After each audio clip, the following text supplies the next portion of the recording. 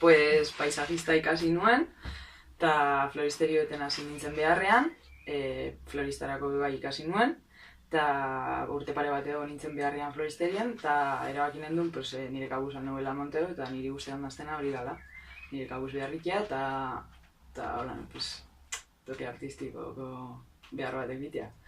Eta gazte enpresara joan nintzen, bueno, laboralera joan nintzen, eta gazte enpresara deriben nendun. Eta, pues, eureri esker edo, bueno, eureri esker. Hasi nintzen proiektu egaz, eta urte bat bat ja, astiro, pazintzen diegaz. Eta gogorra da, ze azkenean ordu asko sartu behar duzuz beharrean, baina, bueno, guztetan datzu nahi den oso, azkenean da, ez ditzu gozetan horren beste, beharrikia.